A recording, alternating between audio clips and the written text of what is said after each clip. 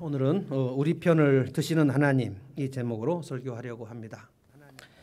오늘 여호사밧 왕이 나오는데 지난 1월 첫 주부터 우리가 새 일을 행하시는 하나님, 이사야를 통해서 주시는 하나님, 계속해서 같은 말씀입니다.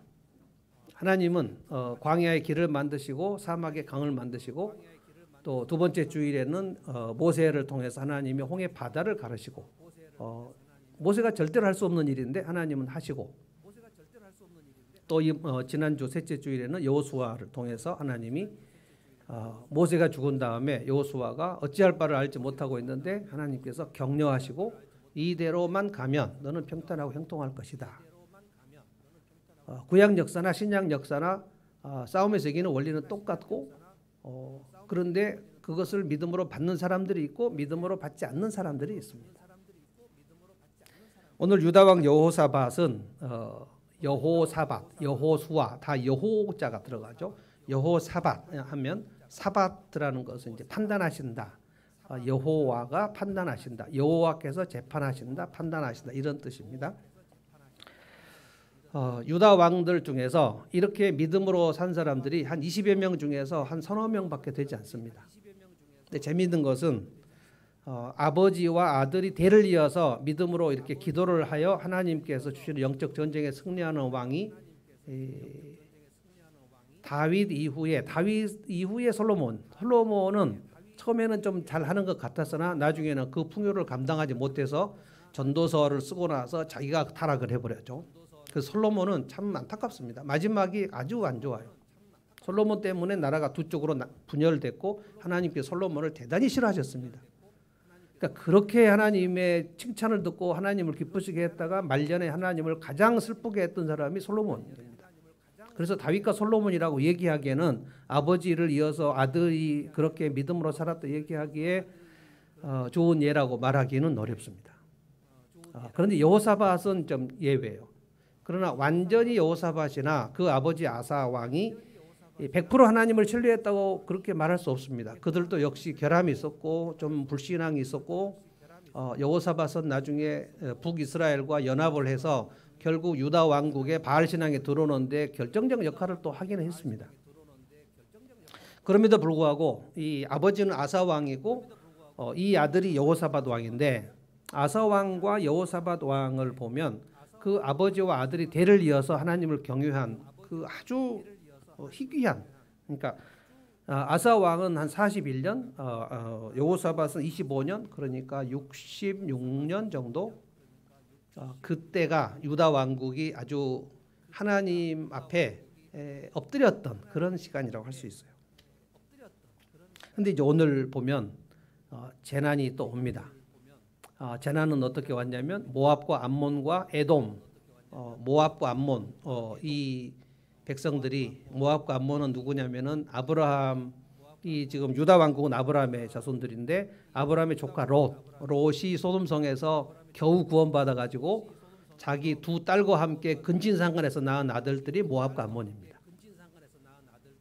그런데 이제 아브라함과 롯이 대단히 좀 친했고 아브라함 때문에 롯은 구원받았는데요. 롯의 자손들이 근친상간으로 태어났지만 하나님께서 이스라엘 백성들 아브라함 자손들에게 이 암몬과 모압은 너희의 형제요 친척이니 이스라엘이 출애굽해서 이제 광야를 통과할 때 모압과 암몬이 지나가는 그 땅에 너희가 다투지 말고 아주 좀 평안하게 가도록 해라. 그들을 쳐서는 안 된다. 이렇게 얘기했는데 이스라엘 백성들이 하나님 말씀을 듣고 모압과 암몬을 치지 않습니다. 그래서 평안하게 갑니다. 그런데 지금 여호사밧 왕 시절에 모압과 암몬과 에돔이 연합을 해서 총공격해서 예루살렘을 총공격을 하러 온 것입니다. 이때 이제 여호사밧이 기도를 한 내용이 나옵니다. 그래서 이제 왕이 기도를 한 내용이 유다 왕국의 역사에 나오는데 왕이 기도를 했다. 이런 기록이 나오면 하나님께서 그 나라를 살리시겠다 이렇게 생각하시면 맞습니다. 그런데 아사 왕 아버지도 기도를 했고 여호사밧 왕 아들도 기도를 했어요.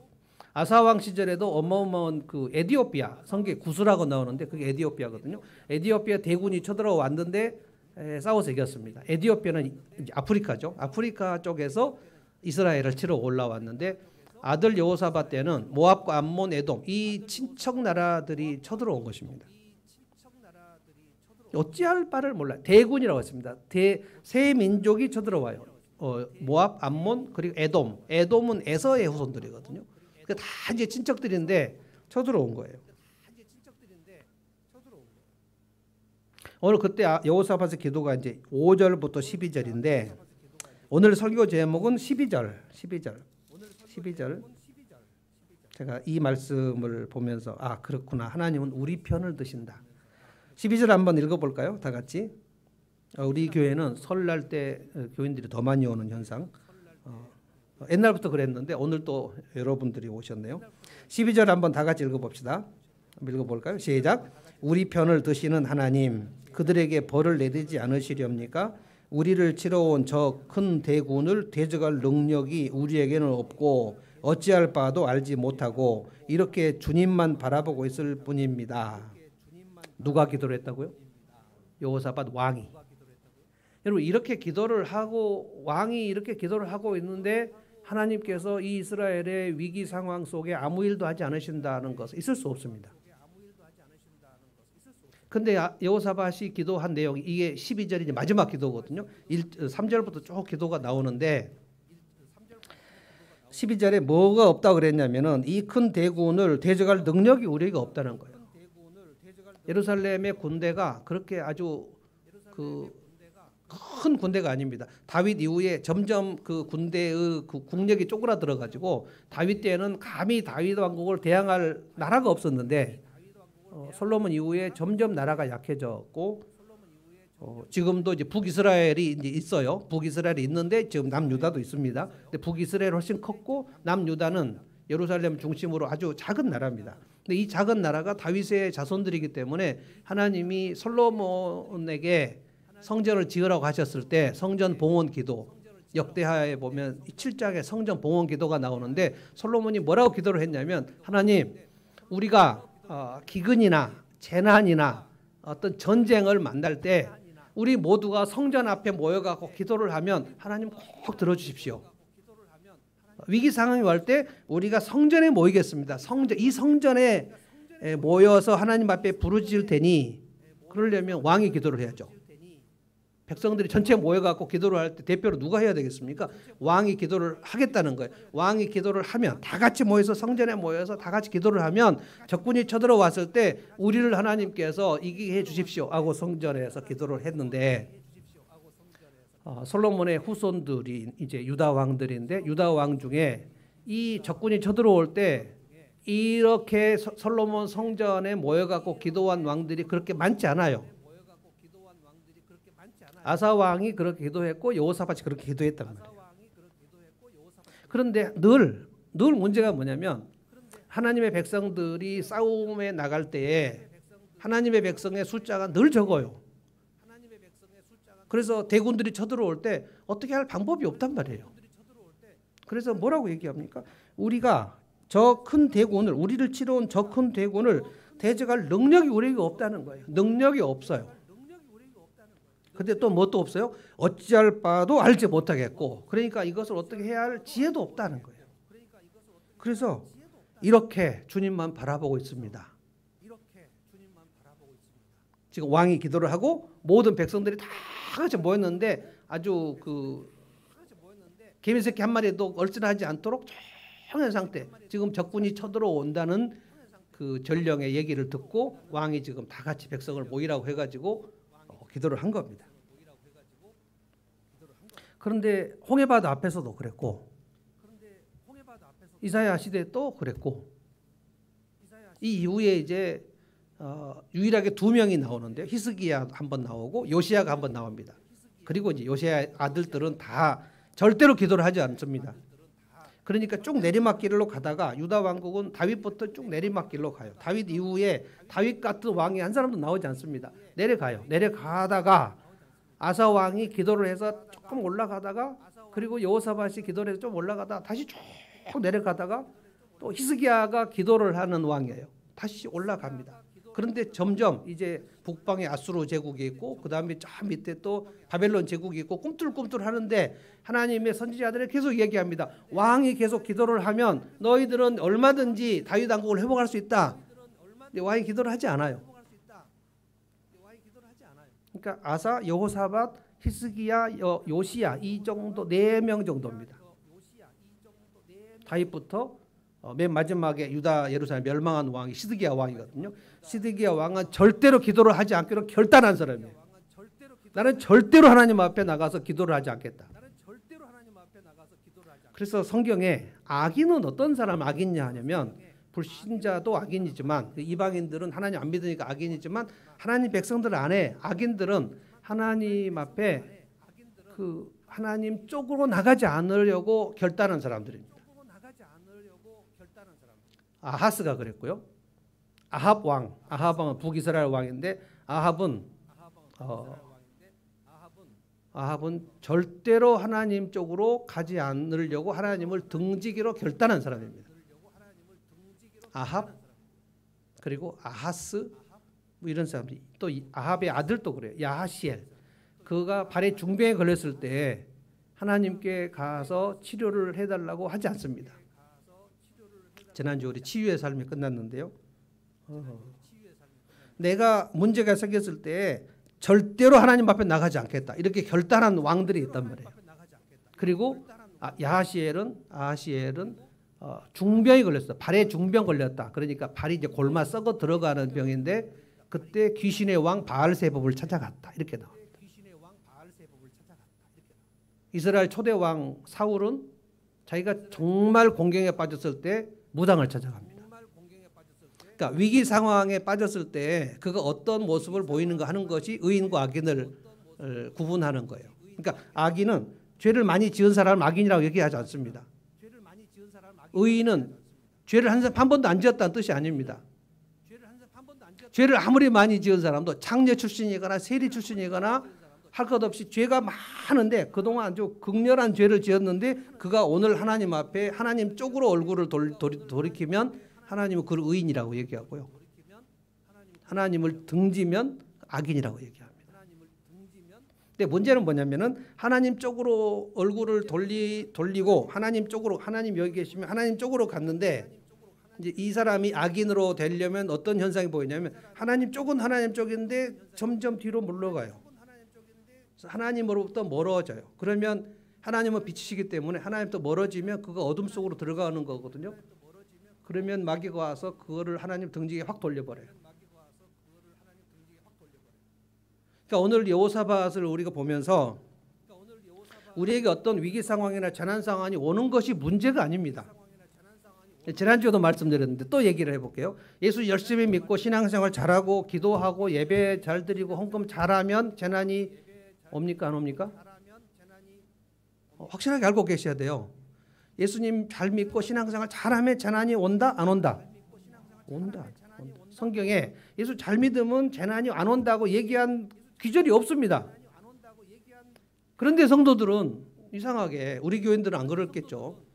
예수 잘 믿는 성도들이 자기에게 질병이 오거나 자기가 사업이 망하면 왜 나한테 이러시냐고 내가 뭘 잘못했냐고 하나님 앞에 하나님께서 늘 당황하죠. 아니 네가 뭘 잘못해서 그런 게 아니고 너의 믿음을 훈련시키려고 그런 거다 할 때 막 하나님을 떠나버려요. 나한테 왜 이러시냐는 거예요. 하나님 너무하신다는 거예요. 하나님은 너무하실 리가 없습니다. 우리가 항상 하나님께 너무하지. 하나님 우리에게 너무하실 리가 없고요. 하나님은 여러분을 차별하실 리가 없습니다. 근데 늘 신앙을 떠나려고 한 사람들 하나님 나한테 너무하셨다 그래요. 저도 많이 듣습니다. 하나님 나한테 너무하셨다고. 그럴 리가 없어요. 우리가 한 짓에 비해서 하나님은 항상 후하신 게 오늘입니다. 우리가 항상 너무하죠. 하나님을 무시할 때가 너무 많죠. 우리는 하나님이 안 계신처럼 행동하고 하나님을 아주 작은 분으로 생각할 때가 참으로 많고 여호사밧의 기도를 잘 보시면 이게 없다는 거예요. 하나님 나에게는 능력이 없습니다. 하나님 나에게는 지혜가 없습니다. 그리고 하나님 지금 이 시간에 내가 아무 대안도 없고 대책도 없습니다. 자, 4가지가 없어요. 제일 먼저 뭐가 없어요? 능력이 없어요. 능력이. 여러분들이 능력이 하나님 앞에 하나님 전 능력이 있어요. 제가 다 알아서 할게요. 그러면 이제 망하는 겁니다. 능력이 없어요. 그다음에 뭐가 없어요? 지혜가 없어요. 어찌해야 할 방법이 생각이 나지 않습니다. 그리고 대안도 없고 대책도 없다. 이겁니다. 그러니까 진짜 이 여호사밧이 놀란 것이 뭐냐면 이럴 리가 없는데 어떻게 모압과 암몬과 에돔이 이렇게 우리가 가까이 했던 우방 국가가 우리를 갑자기 이렇게 단합을 해가지고 연합해서 우리를 공격할 수 있을까? 대단히 충격을 받은 것 같아요. 여러분 인생의 가장 그 어려운 고난 중에 하나가 배신 아닙니까? 배신. 이 사람 이럴 리가 없는데 왜 이렇게 나오지? 그건 한 가지 이유밖에 없습니다. 여러분이 어려워졌기 때문에 그래요. 내가 어려워지면 갑자기 사람들이 등을 돌리는 현상이 나타납니다. 왜 이러지?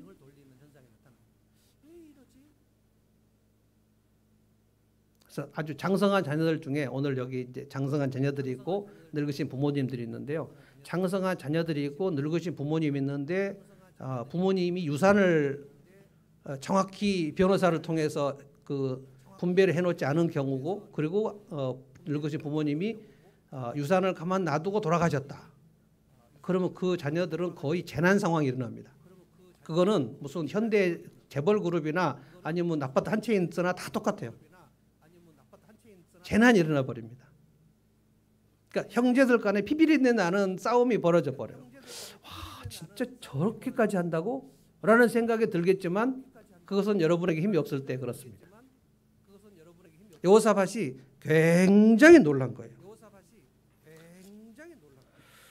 제가 3절 한번 보겠습니다. 3절 여러분 성경으로 한번 보십시오. 1절부터 제가 한번 읽어볼게요.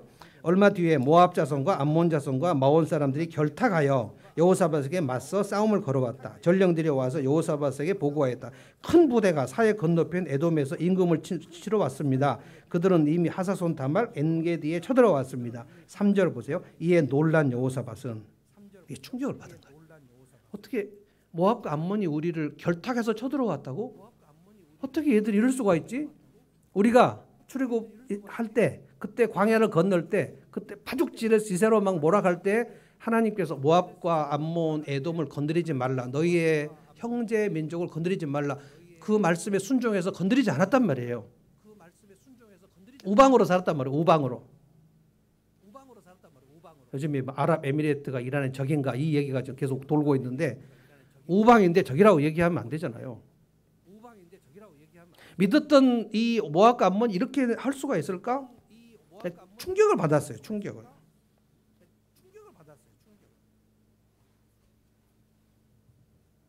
제가 지난주에 그 이태원 참사의 그 배우가 하나 있었죠. 이지한 씨라고 배우가 있었는데 그 배우의 어머니 아버지가 지금 그 국회에 가서 국회 이제 국정조사 청문회 현장에서 앉아 있다가 도저히 견딜 수가 없어가지고 막 울부짖으면서 소리를 지르는 그런 장면들을 봤습니다.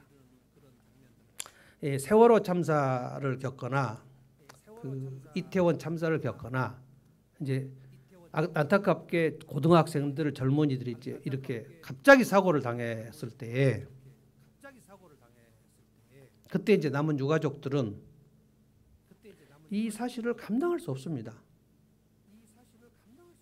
근데 이때 이제 정부가 아주 적절한 위로를 하는 방식을 택하면 조금은 위로가 될 수 있으나 그러나 내 아들이 죽었다고 살아 나오는 것은 아니기 때문에 조금은 위로가 될 수 있으나 그것을 오롯이 그 유가족들이 감당을 해야 되거든요.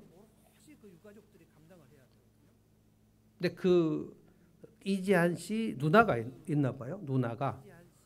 누나가 이제 그 동생을 잃은 누나죠.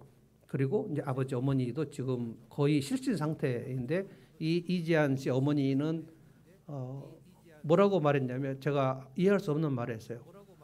아들의 심장에 손을 얹고 매일 잔다고. 그러면 이 온기가 전달돼 갖고 내 아들이 혹시 살아올까 하는 그런 말도 안 되는 생각을 하면서 아들의 심장에 손을 얹고 잔다고. 지금 아들 죽었거든요. 아들 심장에 손을 얹고 잔다는 게 무슨 뜻일까요? 근데 그 누나가 최근에 뭐라 그러냐면 이대로는 못 살겠다. 아, 엄마 아빠 나 셋이 지한이 곁으로 가자. 아마 이 가족 세 사람에게 무슨 일이 일어나도 이상하지 않을 것 같습니다. 이미 생존자 한 명 고등학생인가? 그 한 명은 그 자기 여자친구하고 아주 가까운 절친하고 세 명이 이태원 갔다가 그 여친구 죽고 자기 친구 죽고 자기 한만 살아남아가지고 목숨 끊었죠. 근데 유가족들을 지금 전형적으로 이 트라우마 상태입니다. PTSD라 그러는데 외상 후 스트레스 장애. 이게 이제 충격을 받았을 때 사람이 어떤 너무 충격적인 사건을 접했을 때 제일 먼저 하는 게 아니야 이 부인입니다. 이럴 리가 없어. 우리 아들은 아닐 거야. 근데 어제 제가 그 뉴스를 보면서 놀라운 소식을 그 이지한 어머니가 얘기했는데 아버지가 했나? 어머니가 얘기했나? 그날 밤에 10월 29죠. 10월 29일 날 그날 밤에 연락이 안 돼가지고 그 부모들이 그 몇 명이 거기에 도착을 했대요. 도착을 했는데 압사의 현장을 봤대요. 그래서 우리 아들이 저기 있다고 하니까 이 경찰이 뭐라 그랬냐면 집에 가서 실종 신고하고 기다리라 그랬대요. 내 아들이 저기 있는데 집에 돌아가서 실종 신고하고 기다리라 그랬대요. 이게 이제 PTSD가 와버리는 거거든요. 감당을 할 수가 없습니다, 지금.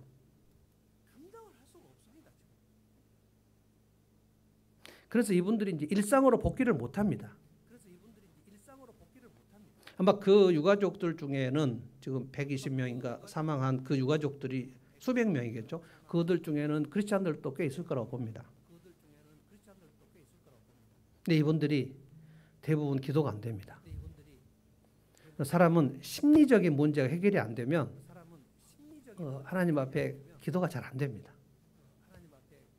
그래서 제가 상담하는 분들 중에서도 이제 트라우마를 겪고 있는 분들이 굉장히 많이 있는데 크리스찬들 중에 대부분 뭘 호소하냐면 목사님 저는 기도가 안 돼요. 근데 교회에서 자꾸 기도회를 나오라고 하고 기도를 인도해 달라고 얘기하는데 기도가 안 되는데 나는 어떻게 해야 되냐고. 그래서 당신 지금 기도할 힘이 없으니까 기도 안 해도 된다. 기도하려고 애를 쓰지 말고 기도회를 나가려고 애를 쓰지 말고 어떤 분은 기도회를 인도해 달라는 그 부탁을 받았는데 진짜 인도해 달라고 한 사람이 미워 죽겠다는 거예요. 나 어떻게 해야 돼요? 그분 사모님입니다. 그래서 제가 대부분 제가 그 주중에는 제가 이상한 말을 해요. 상담실에 목양실인데요. 저희가 목양실이고 상담실인데 주중에는 제가 이상한 말을 합니다. 당신은 기도를 해서는 안 된다. 이런 얘기를 하고 본당에만 오면 제가 기도를 하라고 얘기를 하고 상담을 현재 받고 있는 분이 여기에 있을 때는 굉장히 복잡하실 거예요. 왜 3층에서는 기도를 하지 말라고 그러고 2층만 가면 목사님 기도를 하라고 그러고 제가 어떤 분에게는 이렇게 얘기를 했어요. 그 어버이 주일 설교 때 당신 은혜를 받으려고 생각하지 마라. 그런 말도 했어요. 더 이상 제가 설명하기 어렵고요. 하여간 지금 무슨 말을 하려고 하냐면 지금 여호사밧이 그 당한 그 충격이 거의 트라우마 정도의 상황이라는 것입니다. 어떻게 모압과 암몬이 우리를 죽이려고 결탁을 해서 올 수가 있냐는 거예요.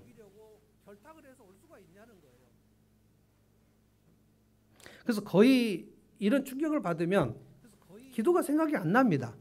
그래서 상당히 많은 그 심리적인 케어를 한 다음에 그때 이제 기도를 좀 할 수 있겠느냐라고 물어보면 이제 기도회를 가고 싶은 마음이 든다. 어떤 분은 제가 아직 가지 마라 그랬는데 본인이 이제는 가야 될 것 같다 그래서 간 분도 있습니다. 다른 교회 얘기예요. 그런데 지금 여호사밧의 경우 이 충격을 받은 상황에서 모든 백성들을 모으고 성전들로 모아서 이제 기도를 시작했다. 이게 놀라운 거예요. 제가 볼 때는. 목사로서는 놀라운 일이 아니지만 상담사인 제가 입장에서 볼 때는 어떻게 기도를 했지? 어떻게 기도가 나왔지? 3절부터 쭉 읽어보면 두 가지 얘기를 하는데요. 제가 설명으로만 하겠습니다. 그 얘기를 해요. 하나님, 우리 백성들이 출애굽할 때 지난날 옛날 얘기 우리가 할 때 하나님께서 모압과 암몬을 건드리지 말라 그래서 우리가 그들을 싸우지 않고 피하여 오지 않았습니까? 그런데 얘네들이 지금 우리를 공격하러 왔으니 우리가 어떻게 해야 됩니까? 그런데 우리가 싸울 힘이 없는데 어떻게 하면 좋겠습니까? 뭐 억울해 죽겠는 거예요. 그리고 또 하나 뭘 얘기했냐면 하나님 그때 우리 조상 솔로몬 왕이 성전을 짓고 나서 하나님 우리가 재난이나 적군의 공격을 받을 때는 성전에 모여서 기도하면 하나님이 들어주시겠다 그 말씀 하시지 않았습니까? 그래서 우리가 성전에 모였습니다. 놀랍지 않습니까? 역사를 끼고 있어요. 역사를.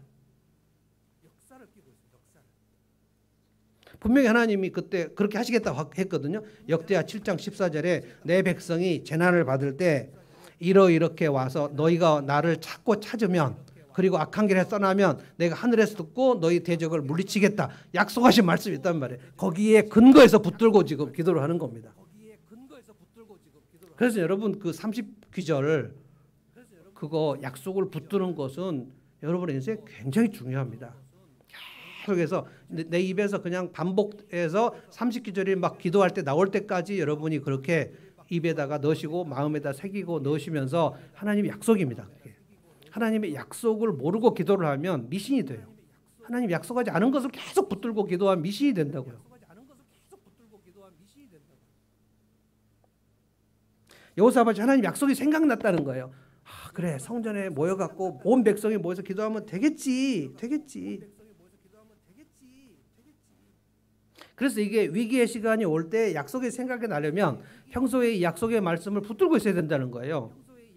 약속의 말씀을 붙들고 있지 않으면 위기의 시간에 붙들 말씀이 없어요. 말씀이 생각이 안 나는데 그러면 재난이 왔을 때 하나님을 찾거나 아니면 절망으로 들어가거나 둘 중에 하나밖에 없지 않습니까? 그래서 고대 전쟁에서는 이스라엘 백성들 중에 왕들은 그런 적이 없지만 로마 제국이나 그다음에 고대 전쟁이나 그리고 옛날에 일본도 마찬가지입니다. 사무라이들 그러니까 전쟁에서 패전을 하거나 적군이 왕궁으로 몰려올 때 왕이 스스로 자결을 합니다. 목숨을 끊어요. 오늘날도 지금 충격을 받고 너무나 고통스러우면 목숨을 끊으려고 하는 사람들이 점점 많이 나오죠. 근데 어떻게 여기서 여호사밧이 갔는가? 하나님 앞으로 갔는가? 이것입니다. 아기는 문제가 터지면 절대로 하나님께 안 간다니까요. 아하시야, 아하스. 왜 성경에 이렇게 왕들의 아짜 돌림 문제가 있어요. 아하스, 아하시야. 아합은 문제가 터졌을 때에 바알 신전으로 갔고요. 아하시아는 문제가 터졌을 때 귀신의 왕 바알세복에 갔다 기록이 나왔고 아하스는 문제가 터지니까 다메섹 신전으로 갑니다. 놀랍게도 여호와 하나님의 예루살렘 성전이 있어도 그 성전으로 절대 안 가요. 둘 중에 하나입니다.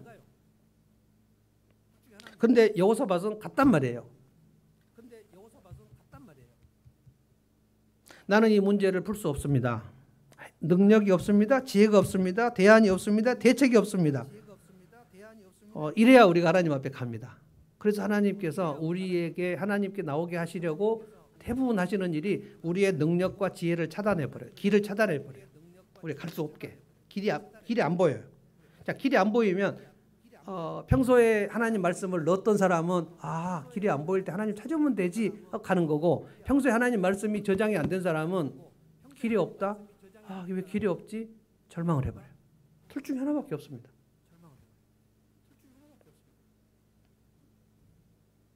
우리 부모님들이 이제 여기 젊은이들이 있기 때문에 또 얘기를 합니다. 젊은 부모님들은 잘 들어보십시오.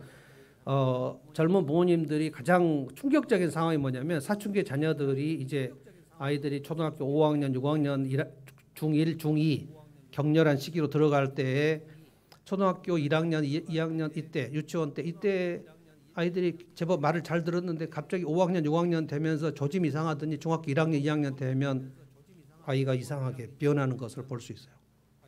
왜 이러지? 여기서 해결을 잘 못하면 그게 고등학교, 대학교 그리고 결혼 후까지 계속 갑니다. 저는 이제 상담을 하니까 이런 많은 케이스들을 지금 알고 있어요. 정말로 만만치 않습니다. 어떻게 해야 될 방법을 몰라요. 어떻게 해야 되지? 그래서 예전에 했던 방법을 써요. 뭐 핸드폰 뺏거나 어떤 아빠들은 핸드폰을 부셔버려요. 핸드폰을 뺏고 이 아이의 동선을 파악하고, 그래서 최근에도 제가 그 아이의 동선을 파악한 엄마에게 어머니 그래서는 안 됩니다. 아이의 동선을 파악하기 시작하면 이 아이가 엄마를 속일 방법이 수천 가지가 생겨버리니까 아이의 동선을 파악하거나 추적을 하지 말라 그랬어요. 근데 엄마의 방법으로 엄마가 그렇게 말해요. 엄마가 하는 방법대로 네가 하면 네 인생은 잘 풀리니까 따라와 이렇게 얘기했다는 거예요. 그렇게 했는데 잘 안 된다는 거예요. 그럼 잘 될까요?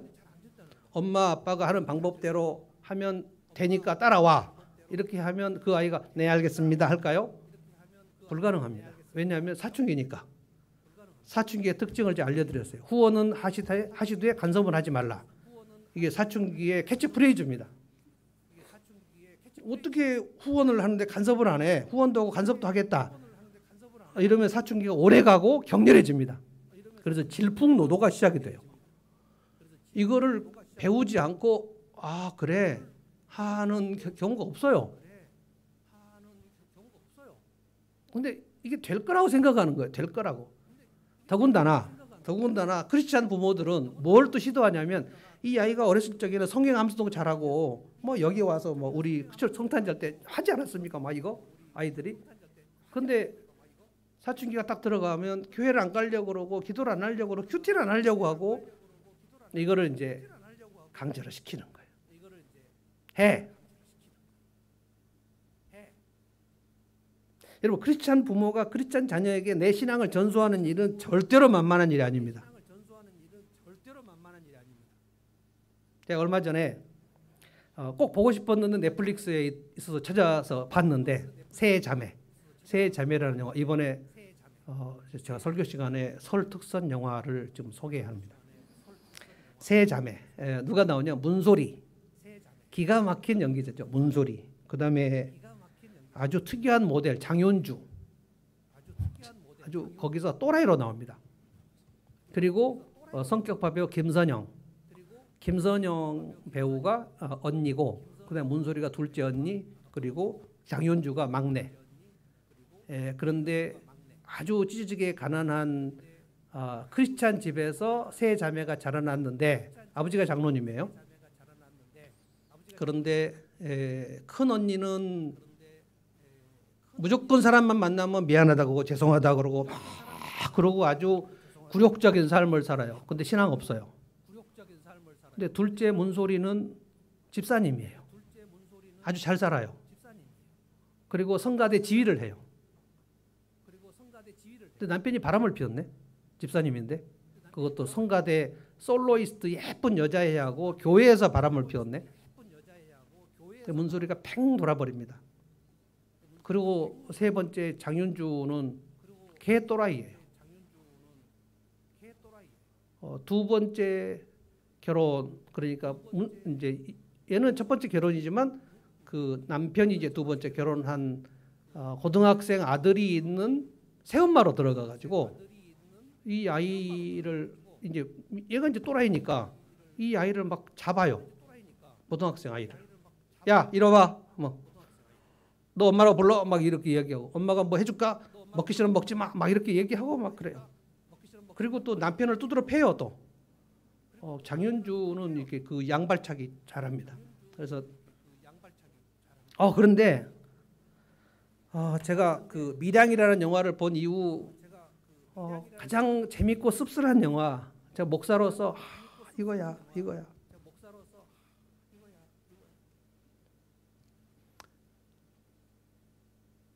그 어렸을 적 얘기가 막 쫙 나오는데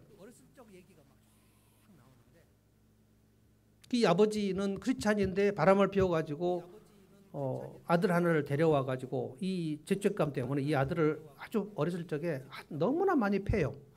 그러니까 큰언니 김성영이 어렸을 때 그 아이를 데리고 그 막 위로하고 막 이래요. 근데 그거를 이제 문소리는 보고 이제 시집 가가지고 성가대 지휘하고 그러고 하는데 남편이 바람을 피고 장윤주는 또라이로 살고 그래서 맨날 술 먹고 막.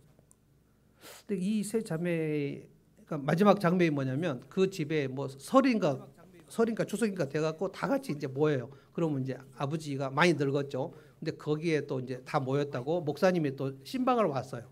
목사님들이 나와요. 목사님 와갖고 하는데 이 세 자매랑 그 넷째 아들 전부 다 막 난장판인데 목사님이 와서 막 예배를 드리려고 하고 또 뭐 이렇게 막 맛있는 음식을 먹는데 그 넷째 아들이 와갖고 아버지한테 오줌을 싸버려요. 스포일러인가? 여러분들 재밌게 봐야 되는데 지금 지민이가 막 고개를 끄덕이면서 더 이상 얘기하지 말라고 하죠. 그래서 막 거기서 난장판이 됩니다. 난장판이. 그래서 문소리가 아버지한테 사과하시라고. 이렇게 우리 키운 거 사과하시라고.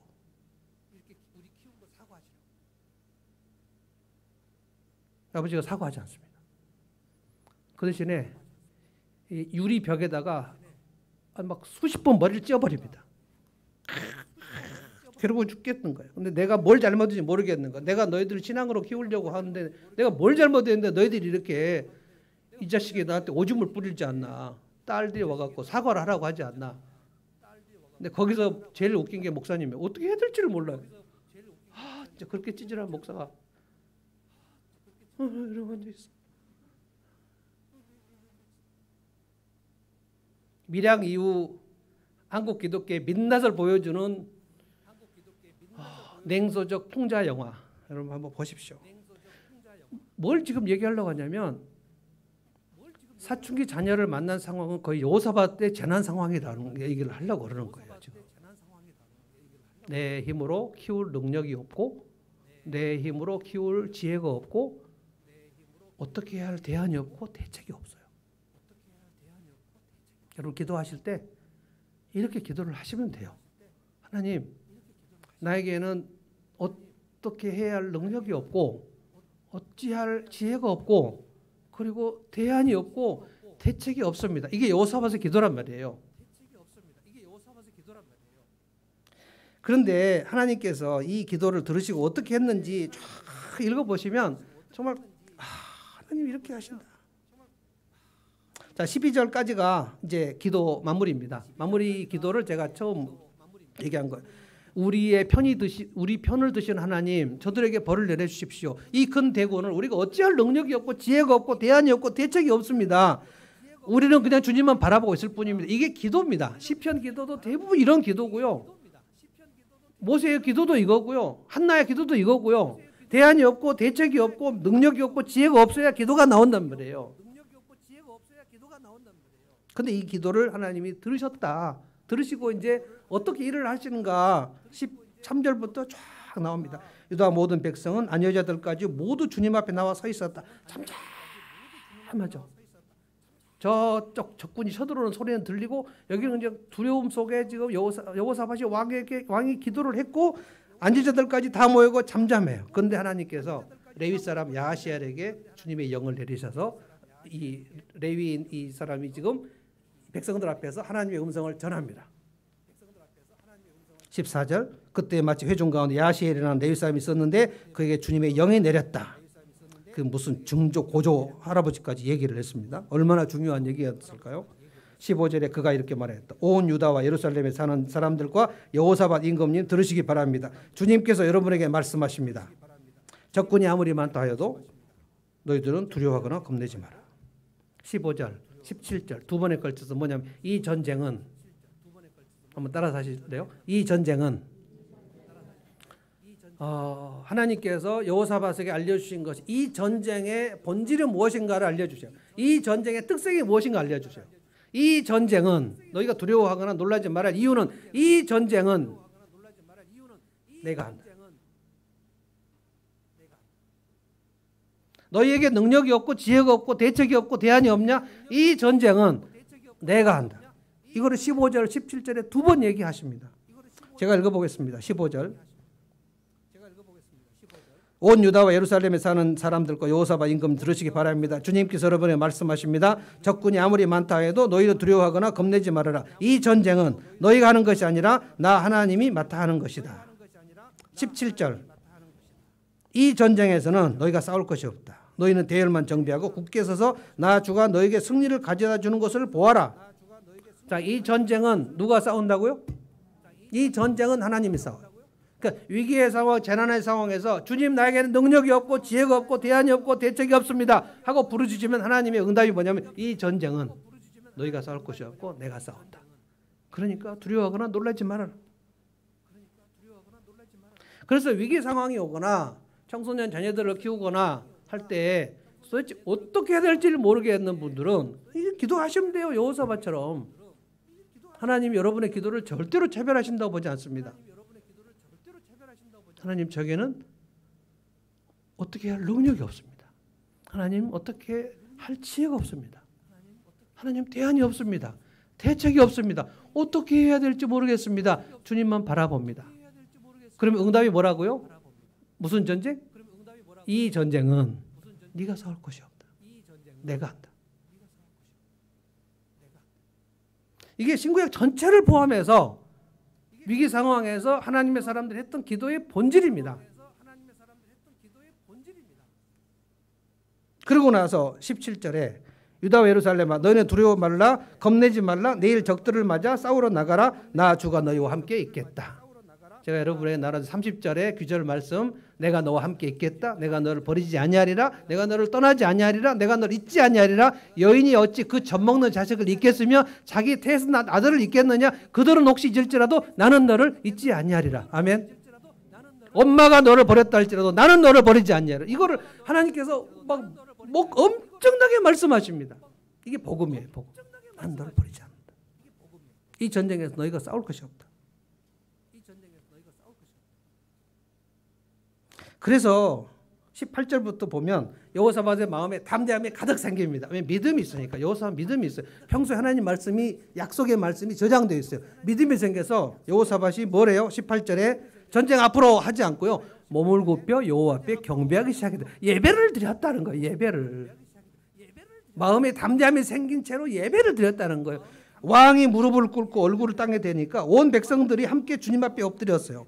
그리고 19절에 레위 지파들이 목소리를 높여서 하나님을 찬양하기 시작했어요. 그리고 그 다음 날 여호사밧이 어떻게 했을까요? 놀라운 얘기를 했어요. 여호사밧이 백성들에게 말했어요. 이 전쟁은 여호와께 싸우신다. 우리가 이긴다. 반드시 이긴다. 그러니까 겁내지 마라. 그리고 맨 앞에 전투부대 선봉장에다가 찬양팀을 내보냈어요. 21절 여호사밧은 백성과 의논한 다음에 노래하는 사람들을 뽑아 거룩한 예복을 입히고 군대 앞에 행진하게 하겠다. 우리는 말하면 우리 조용준, 그다음에 뭐예요? 여기 정우성, 김찬주, 배진, 그리고 권성훈. 이 사람들이 맨 앞에 나갈 사람들이에요. 총알바지. 죽으면 맨 먼저 죽는 사람 조용준 목사님. 여호사밧이 나갔다고 안 돼 있어요. 찬양팀이 나갔다고 돼. 찬양팀. 여호사밧 뒤에 있었어요. 안전하게. 찬양팀이 앞으로 나가는데 그들이 여호와 하나님을 찬양한다 하고 나갔어요. 자 22절 보세요. 노래하는 사람들이 그렇게 노래를 부르며 앞으로 나갔어요. 총알바지들이. 주님께서 복병을 시켜서 유다를 치러 온 암몬 사람과 모압 사람과 세일산에서 온 사람. 세일산이 에돔 소국입니다. 치게 하시는데 그들을 대파하셨다. 그리고 놀라운 일 항상 하시는 일이 뭐냐면 이스라엘 앞에서 그들 적군들을 서로 자중질환을 일으켜서 서로 싸워 죽이게 하셨다. 23절 암몬 사람과 모압 사람 자손이 짝이 되어 세일산의 에돔 사람들을 모조리 쳐 죽이는 것이 아닌가? 이거를 지금 이스라엘 눈에 보는 거예요. 지금 하나님이 싸우시는구나. 이거를 저는 여러 번 설교했는데 하나님의 출정. 하나님이 출정을 하시면 막을 사람이 없어요.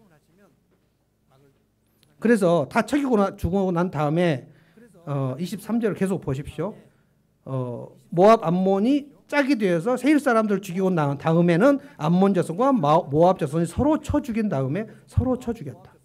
그래서 유다 사람들이 쳐다보니 그 들판에 적군이 하나도 안 남고 다 죽어 있었다.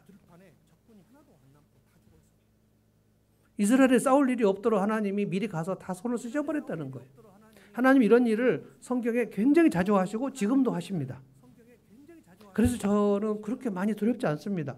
여러분의 인생이나 여러분의 사업에 대해서 제가 그렇게 어떻게 되지? 걱정은 좀 되긴 하나 막 두렵지 않아요. 중요한 것은 우리 하나님 앞에 이 기도를 드리는 거 하는 거예요. 자, 맨 먼저 우리에게 뭐가 없어요? 능력이 없어요.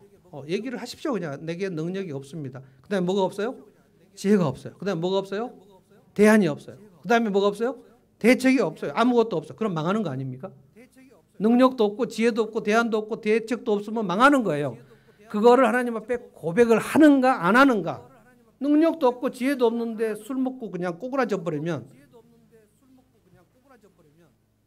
여러분 사람이 힘이 없어지면, 능력이 없고 힘이 없고 실력도 없으면 모두가 여러분을 떠납니다.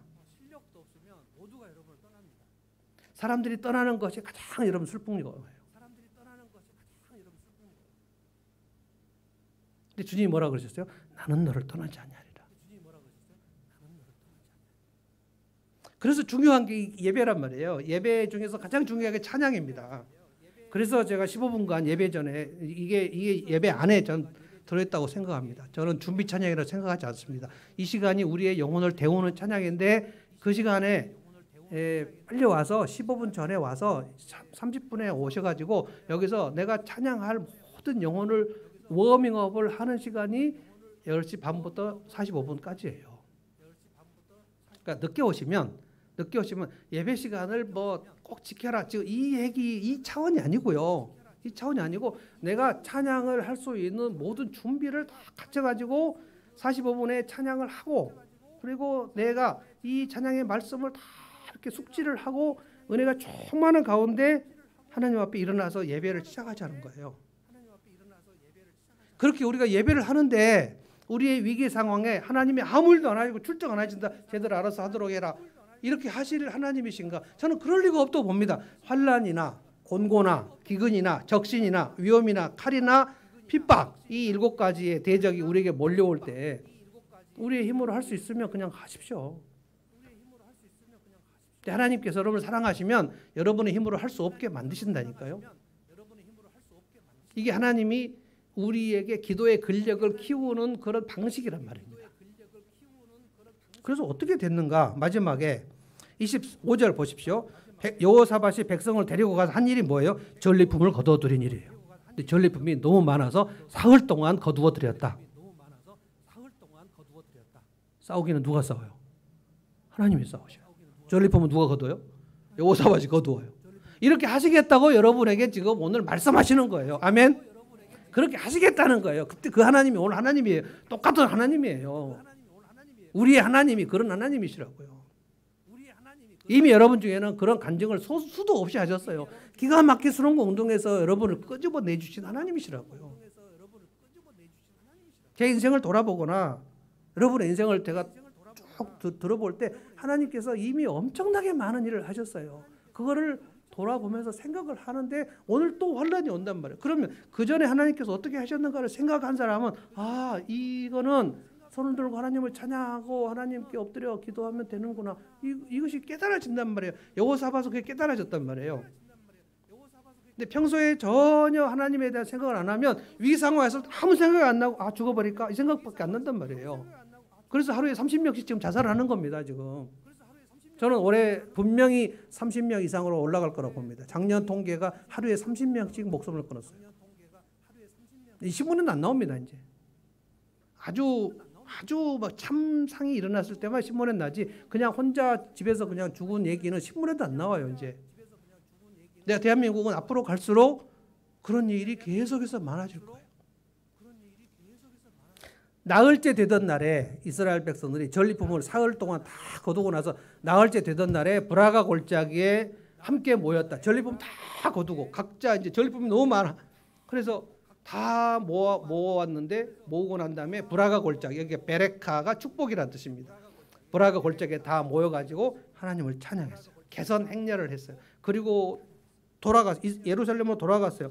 뭘 했습니까? 27절을 보십시오. 유다와 예루살렘 모든 백성이 여호사밧을 앞세우고 기쁨에 넘쳐서 예루살렘을 개선 행진을 했다. 전리품을 가지고 개선 행진을 했다. 유다 백성을 원수들을 하나님이 쳐서 이겨주시고 유다 백성들에게 기쁨을 주셨다. 하나님이 하셨구나. 하나님이 하셨구나. 이게 희락입니다. 하나님이 하신다. 그 든든함을 희락이라고 한단 말이에요. 희락. 그리고 막 수금과 검은고와 나팔을 합주하면서 주님의 성전으로 또 갑니다. 성전으로 갔어요. 이방 모든 나라들이 무슨 소문이 들었어? 이스라엘 백성들을 하나님께서 싸워주셨다는 소문이 듣고 이방 백성들이 여호와 하나님을 두려워 떨기 시작했어요. 그래서 여호사밧을 향하여 이제 공격을 엄두를 내지 못했다. 마치 다윗 왕국처럼 되어버렸어요.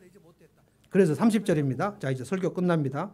자, 30절 다 같이 읽으면 설교 끝납니다. 자, 다 같이 읽겠습니다. 시작. 여호사밧이 다스리는 동안 나라가 태평하였다. 하나님께서 사방으로 그에게 평안함을 주셨기 때문이다. 자, 이것을 히브리어로 뭐라고 그래요? 샬롬, 샬롬. 평안, 태평을 주셨어요.